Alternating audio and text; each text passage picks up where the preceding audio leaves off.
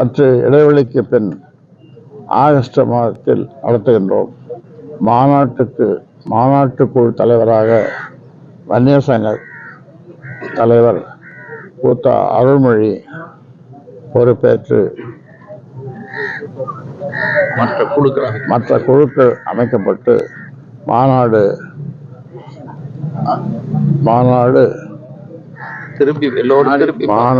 நாடே திரும்பி பார்க்கும் பெருமையை போற்றும் வரலாற்று சிறப்புமிக்க பிரம்மாண்ட மாநாடு நடத்திட திட்டமிட்டுள்ளோம்.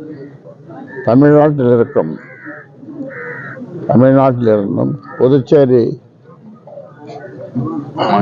மாநிலம், கேரளா, கர்நாடகா ஆகிய மாநிலங்களிலிருந்தும் பெண்கள் லட்சக்கணக்கில் பங்கேற்கிறார்கள்.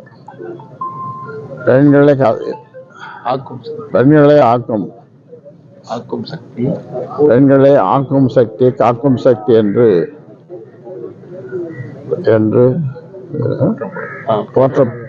போற்றப்படுவார்கள். வீட்டிற்கும் நாட்டிற்கும் உலகிற்கும் பெண்களே வெளிச்சம். இம்மாநாட்டில் பண்டை தமிழர்களின் பெருமையை போற்றும் கண்காட்சிகள், அரங்குகள் அமைக்கப்படும்.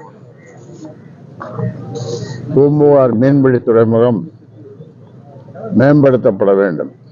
தமிழ்நாட்டு மீனவர்கள்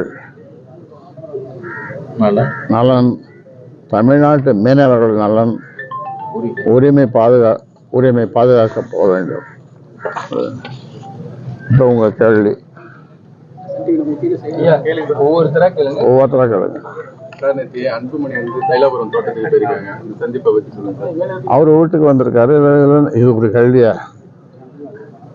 இப்ப சார் பாமக 2 இருக்கு சார். இதனால வரக்கூடிய சட்டப்பேரவை தேர்தலில் பாமக வாக்கு வங்கி பாதிக்குமா? பாமக எங்கு சேருகிறதோ, எந்த அணியோடு சேருகிறதோ அந்த அணி மிகப்பெரிய வெற்றியை பெறும். அதே மாதிரி பாமக என்றும் இல்லாத அளவிற்கு, இதுவரை இல்லாத அளவிற்கு பெரிய வெற்றியை பெறும். ஏனென்றால் கூட்டணி அப்படிப்பட்ட பலமான கூட்டணி. கட்சி தலைவர் பதவி நீங்களே எடுத்துக்கிட்டீங்க. தேர்தல் ஆணையத்தை சந்திச்சிருக்கீங்களா? தேர்தல் ஆணையத்தை பதிவு பண்ணிருக்கீங்களா? தேர்தல் ஆணையத்தை சந்திச்சிருக்கீங்களா? இனிமேல் எல்லாம் முறையாக சரியாக உரிய நேரத்தில் எல்லாம் செய்யப்படும், நடத்தப்படும். உங்கள் சந்தேகங்கள் போக்கப்படும். தொண்டர்கள் தான் குழப்பத்தில் ரொம்ப இருக்காங்க. குழப்பமே இல்லை. குழப்பம் உங்களுக்கு இப்பதான் இருக்குது. இந்த மாநாட்டில் கலந்துக்கிறாங்களா? ஐயா அன்புமணி கலந்துக்கிறாங்களா? இப்போ இந்த மாநாடு எது போக தெரியும். ஐயா, இப்ப இந்த ரொம்ப நாளா இந்த மாநாடு நடத்தவே இல்லை, ரொம்ப வருஷமா நடத்தல. இப்ப உங்க மகளை இந்த கூட்டத்துல தலைவராக அதுக்காக நீங்க இந்த மாநாடு நடத்துறீங்க? அது இல்ல உண்மை இல்ல. நீங்க உண்மையை தவிர எல்லாத்தையும் பேசுறீங்க. திடீர்னு வந்திருக்காங்களே மகள் கூட்டத்துக்கு வந்திருக்காங்களே, அதுதான். மகள் வர்றாங்க. அதாவது வீரத்தாயை விடை கொடு என்னுடைய மனைவி தான் பக்கத்தில் உட்காந்துருந்தாங்க. அவங்க தான் நடத்துனாங்க. அவங்க தான் திலகமிட்டாங்க. இப்போ நேற்று வந்து தைலாபுரத்துக்கு வந்திருக்காரு. அப்பா பிள்ளையா அம்மா பிள்ளையா? அவர் தான் கேட்கணும். இல்ல இப்ப நீங்க ரெண்டும் கூட்டணி எந்த அணிக்கு கூட்டணி எந்த கூட்டணி சேரணும்? நீங்க எந்த சொல்றீங்களோ அந்த கூட்டணி. எப்ப இருக்கிறது? நீங்க 2ல 1 பிடிங்களா? 2ல 1 தொடுங்க. 2ல 1 தொடுங்க. நீங்க நினைக்கிறது தான்.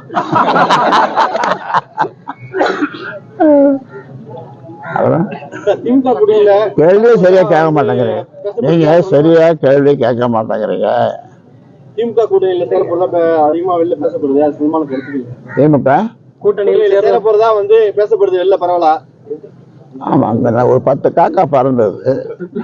அதுல 10 காக்காயில 5 காக்கா வெள்ளை காக்கா. அந்த வெள்ளை காக்கா தான் உங்களுக்கு சொல்லி இருக்கும்னு நினைக்கிறேன். சரியா?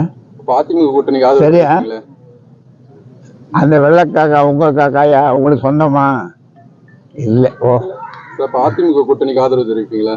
அதிமுக கூட்டணிக்கு இங்கே எத்தனை கட்சிகள் இருக்கிறது? மொத்தம் 49 கட்சிகள் இருப்பதாக சொல்லப்படுகிறது. இன்றைக்கு யார் கட்சி ஆரம்பிக்கிறார்கள் என்று தெரியவில்லை. இன்றைக்கு புதிதாக ஆரம்பித்திருந்தால் நீங்கள் என்னிடம் இங்கே இருந்திருக்க மாட்டீர்கள், அங்கே போயிருப்பீர்கள். ஆக இல்லை என்று இதிலிருந்து தெரிகிறது.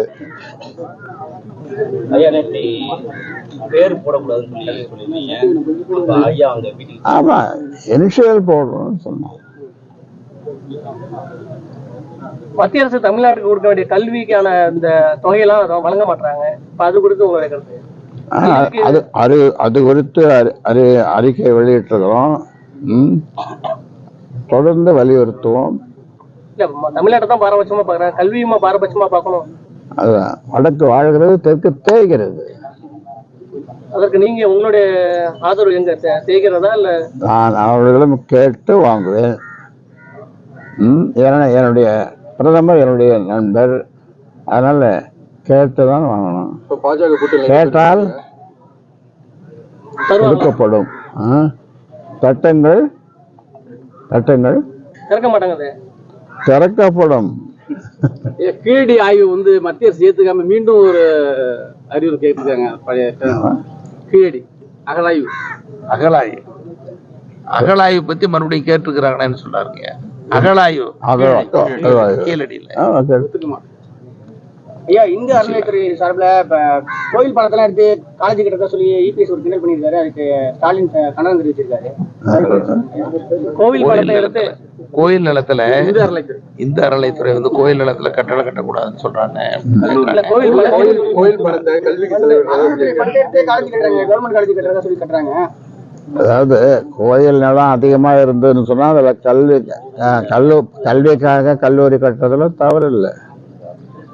அதிகமா இருந்ததுன்னா இந்த ஆளவந்த அறக்கட்டளையுடைய சொத்துக்கள் வந்து இப்ப அதிகமா அரசாங்கமும் வேற எதுவும் செலவு பண்ணிட்டு பண்றாங்க. அதனுடைய பாதுகாப்புக்கு உங்களுடைய எத்தனையோ போராட்டங்கள் பண்ணோம், எவ்வளவோ கோரிக்கை விண்ணப்பங்கள் எல்லாம் பண்ணோம், ஒன்றும் நடக்கல.